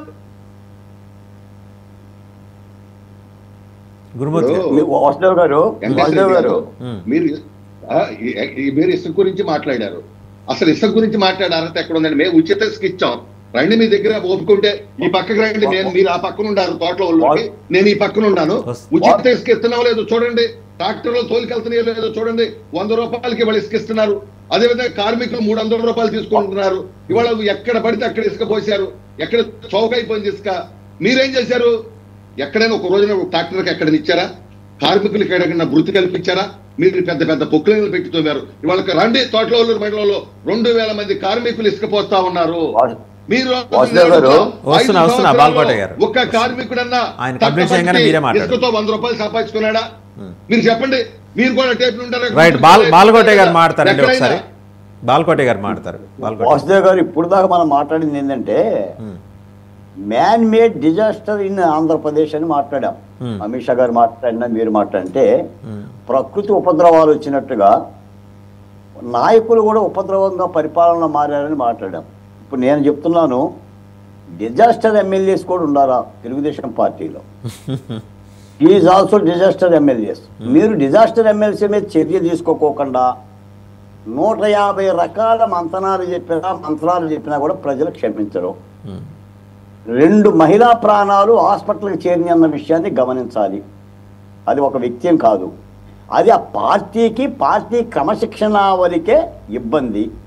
నేను నిన్న తిరుపతిలో తెలుగుదేశం పార్టీ నాయకులతో మాట్లాడితే కప్పులు లాపి చర్యలు తీసుకోండి అని చెప్తున్నాడు. తెలుగుదేశం పార్టీలో ఉన్న మాటే. మనం ఏం తీసుకున్నామనేది దాన్ని బట్టే పాదయాత్ర వెంకటేశ్వర రెడ్డి గారు లాంటి వాళ్ళు కూడా మాట్లాడలేరు. మనం చర్యలు తీసుకోకుండా స్పర్ధామాత కుంజరహ అని అనుకుంటూ సాగదీసి పడితే పెంట అవుతుంది. నేను అందుకనే క్రమశిక్షణ అనేది పార్టీకి చాలా చాలా ప్రధానం. అది తప్పు కూడా కాదు క్రమశిక్షణ, అది అంతర్గత ప్రజాస్వామిక లక్షణం. చర్యలు తీసుకోవడానికి మేనమేంశాలు ఏంటి? కాబట్టి చూడాలి. ఒకళ్ళనే కాదు, ఎప్పుడు కూడా ఏంటంటే ఈ రోజున తెలుగుదేశం పార్టీలో ఒక ఎమ్మెల్యే మీద 2 ఎమ్మెల్యేలు మనం చర్యలు తీసుకోకపోతే అవతల పార్టీకి అవకాశం ఇచ్చినట్టే. మొన్న మాట చెప్తానండి, ఒక గొప్పగా జనసేన పార్టీ కోడి పందాల విషయంలో పెనంలూరు నియోజకవర్గంలో ఫ్లెక్సీలు కడితే పవన్ కళ్యాణ్ బొమ్మలు పెడితే సస్పెండ్ చేశారు నియోజకవర్గ ఇన్ఛార్జిని. అది పార్టీ నిబంధన, ఒళ్ళు దగ్గర పెట్టుకుంటారు. కాబట్టి దీని పట్ల మాత్రం సీరియస్గా తెలుగుదేశం పార్టీ స్పందిస్తే పార్టీలో కాస్త మంచిది వస్తుంది. నాకైతే చాలా చాలా సమాచారాలు ఉన్నాయి. ఆంధ్రప్రదేశ్లో చాలా మంది అంటే నాకున్న ఇన్ఫర్మేషన్ ఏంటంటే సీఎం గారు ఈసారి చాలా కఠినమైన నిర్ణయం తీసుకోబోతున్నారు. Almost he wants to get rid of Kolikapudi Srinivasarao గారిని. పార్టీ నుంచి ముందర సంజాయిషి కోరుతారా, సస్పెండ్ చేస్తారా, బహిష్కరణ అనే దాకా చర్చ జరుగుతుంది అంతర్గతంగా పార్టీలో. ఏదైనా ఇప్పుడు దావోస్ నుంచి వచ్చిన తర్వాత ఏమైనా చేస్తారేమో మరి తెలియదు. ఎమ్మెల్యేగా ఏమీ చేయలేదండి ప్రభుత్వం, ఎమ్మెల్యేగానే ఉంటారు. కానీ పార్టీ పరమైన క్రమశిక్షణ తీసుకోవడానికి అవకాశం ఉంటుంది. అదే పార్టీ పరంగా ఏం చేయాలి అనేదే ఆయన దావోస్ నుంచి వచ్చిన తర్వాత బహుశా ఒక నిర్ణయం తీసుకుంటారు. ఈ లోపల క్రమశిక్షణ సంఘం ఆయన పిలిపించి అధ్యయనం చేసి ఒక సుదీర్ఘ నివేదిక ముఖ్యమంత్రి గారికి, పార్టీ జాతీయ అధ్యక్షుల వారికి అందించిన తర్వాత he will take a call. Right అండి, థ్యాంక్ యూ బాలకోటే గారు, వెంకట